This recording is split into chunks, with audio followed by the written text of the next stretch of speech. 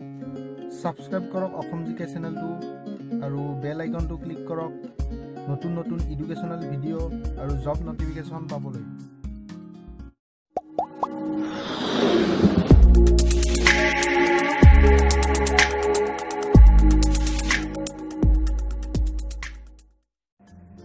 Hello friends, welcome to Assam JK. আজি আমি আলোচনা কৰিম অসম হিষ্ট্ৰীৰ ওপৰত কিছুমান ইম্পৰ্টেণ্ট কুৱেশ্যন। আজি ভিডিঅ'টো দিছে 50টা ইম্পৰ্টেণ্ট কুৱেশ্যন। গাইজ, আমাৰ আগৰ ভিডিঅ' কিছুমানত অসম হিষ্ট্ৰীৰ ওপৰত কুৱেশ্যন দিয়া হৈছিল। আপোনালোকে প্লেলিষ্টত আসাম হিষ্ট্ৰীৰ প্লেলিষ্টত গৈ চেক কৰিব পাৰে।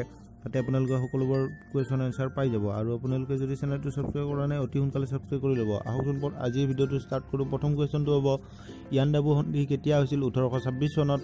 ইয়াণ্ডাবু সন্ধি কোন দেশত হৈছিল? ব্ৰহ্মদেশত। বান ৰজাৰ জীয়েকৰ নাম কি আছিল? উষা। ভীষ্মকে কোন ৰাজ্যত ৰাজত্ব কৰিছিল? বিদৰ্ভ। ধুদৰ আলি আৰু উমানন্দ কোনে নিৰ্মাণ কৰিছিল? গদাধৰ সিংহই।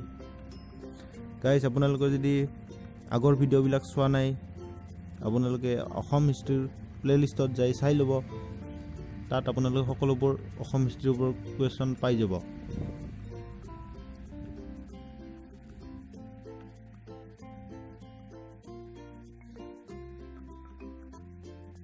ছয় নম্বৰ কুৱেশ্যনটো ফ্ৰেণ্ডছ, ৰংপুৰ শব্দৰ অৰ্থ কি?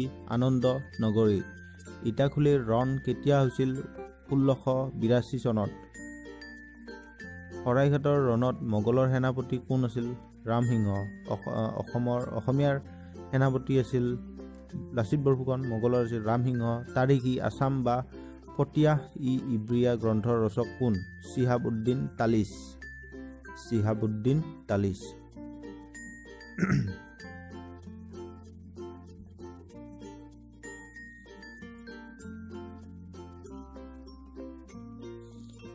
পোনপ্ৰথমে ৰংপুৰত কোনে বৰ ৰজাৰ পঢ়াশালী স্থাপন কৰিছিল? কুলেশ্বৰীয়ে। ভীমপুত্ৰ ঘটোৎকচ কোন ৰাজ্যৰ অধিকাৰী আছিল? হিড়িম্বাপুৰ। ভীমপুত্ৰ ঘটোৎকচ কোন ৰাজ্যৰ অধিকাৰী আছিল? হিড়িম্বাপুৰ। আহোম ৰাজত্ব পতনৰ কাৰণ কি আছিল? গৃহকন্দল। আহোমৰ প্ৰথম ৰাজধানী ক'ত আছিল? চৰাইদেউ।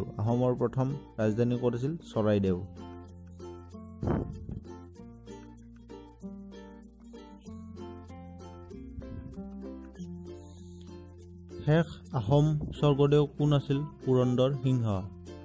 কোনজন আহোম স্বৰ্গদেৱে নিজৰ পিতৃক হত্যা কৰি ৰাজপাটত বহিছিল? চুকলেনমুং। আহোম প্ৰথমতে হোৱা বিবাহক কি বুলি কোৱা হয়? চকলং। ল'ৰা ৰজাৰ প্ৰকৃত নাম কি আছিল? ল'ৰা ৰজাৰ প্ৰকৃত নাম আছিল চুলিকফা।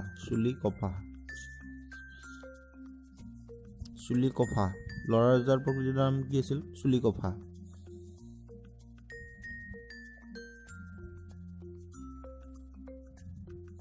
ৰংঘৰ কোনে নিৰ্মাণ কৰাইছিল?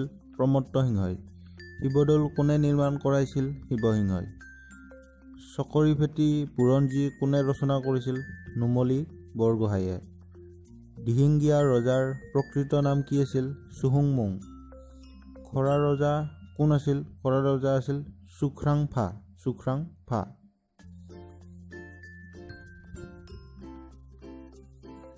খৰা ৰজা কোন আছিল?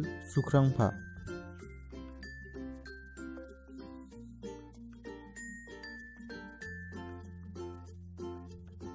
নেক্সট কুৱেশ্যনটো গাইজ, ভগনীয়া ৰজা কোন আছিল? জয়ধ্বজ সিংহ। উমানন্দ মন্দিৰ কোনে নিৰ্মাণ কৰিছিল? গদাধৰ সিংহই। কুৰুক্ষেত্ৰৰ যুদ্ধত অংশগ্ৰহণ কৰা অসমৰ ৰজা কোন আছিল? ভগদত্ত। কুৰুক্ষেত্ৰৰ যুদ্ধত অংশগ্ৰহণ কৰা অসমৰ ৰজা কোন আছিল? ভগদত্ত। কামাখ্যা দেৱীৰ মন্দিৰ কোনে প্ৰথমে নিৰ্মাণ কৰিছিল? নৰকাসুৰে। কামাখ্যা দেৱীৰ মন্দিৰ কোনে প্ৰথমে নিৰ্মাণ কৰিছিল? নৰকাসুৰে।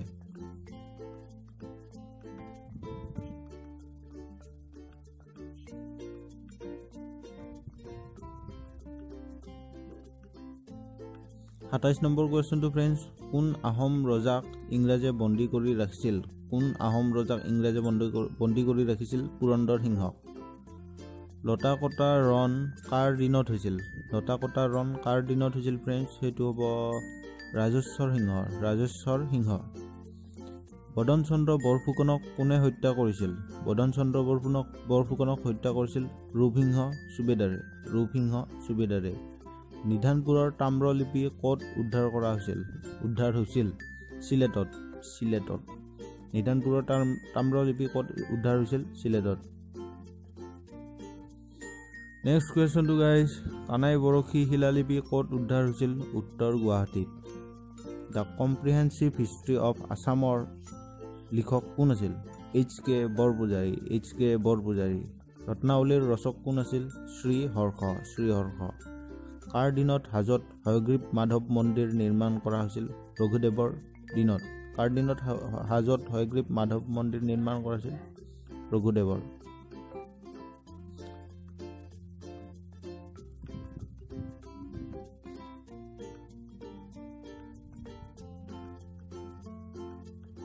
নেক্সট কুৱেশ্যনটো গাইজ, আহোমসকলৰ দিনত আটাইতকৈ ডাঙৰ গড় কোনটো আছিল? নুমলীগড়। আহোমসকলৰ দিনত আটাইতকৈ ডাঙৰ গড় কোনটো আছিল? নুমলীগড়।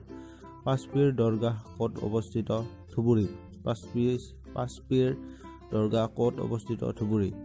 অসমত কোনে চিপাহী বিদ্ৰোহ আৰম্ভ কৰিছিল? মণিৰাম দেৱানে। মণিৰাম দেৱানক ফাঁচি দিয়াৰ দিনাখন আৰু কাক ফাঁচি দিয়া হৈছিল? পিয়লি বৰুৱাক। মণিৰাম দেৱানক ফাঁচি দিয়াৰ দিনাখন আৰু কাক ফাঁচি দিয়া হৈছিল? পিয়লি বৰুৱাক। নেক্সট কুৱেশ্যনটো গাইজ, অসমত কোনে প্ৰথমে অসহযোগ আন্দোলনৰ নেতৃত্ব দিছিল? নবীন চন্দ্ৰ আৰু তৰুণ ৰামে। কৰ্মবীৰ বুলি কোনে জনাজাত? নবীন চন্দ্ৰ বৰদলৈ। আমি সৰু পৰা পাই আহিছোঁ নবীন চন্দ্ৰ বৰদলৈ। অসমৰ স্বাধীনতা আন্দোলনৰ প্ৰথম শ্বহীদ কোন আছিল? পিয়লি ফুকন। অসমৰ স্বাধীনতা আন্দোলনৰ প্ৰথম শ্বহীদ হ'ব গাইজ পিয়লি ফুকন।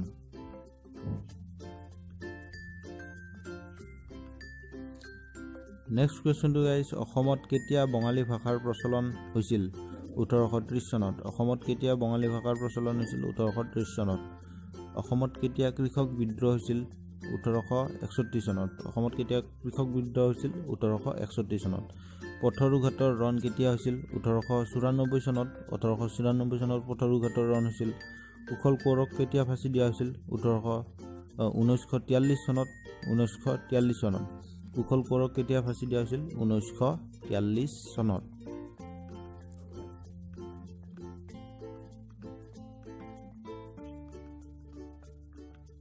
নেক্সট কুৱেশ্যনটো গাইজ, অসমৰ স্বাধীনতা সংগ্ৰামৰ প্ৰথম মহিলা শ্বহীদ কোন আছিল? মালতী মেম।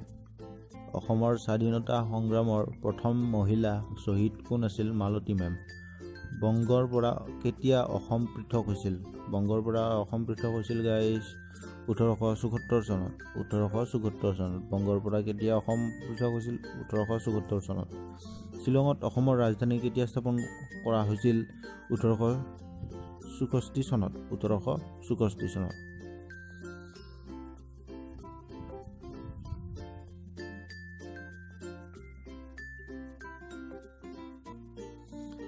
নেক্সট কুৱেশ্যনটো, মহাত্মা গান্ধী অসমত কেতিয়া আহিছিল?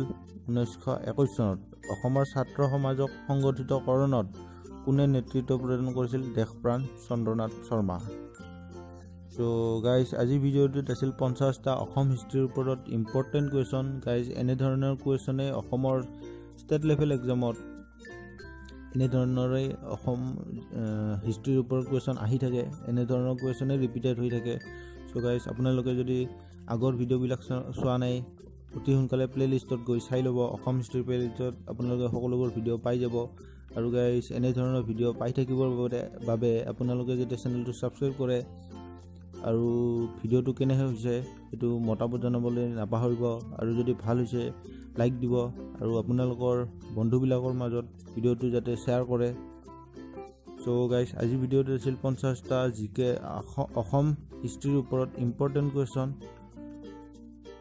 ত' আগলৈ এনেধৰণৰ ভিডিঅ' পাই থাকিবৰ বাবে আপোনালোকে যদি চেনেলটো ছাবস্ক্ৰাইব কৰে আৰু আগৰ ভিডিঅ'বিলাক চাবৰ কাৰণে আপোনালোকে অসম হিষ্ট্ৰীৰ প্লে'লিষ্টত গৈ চাই ল'ব।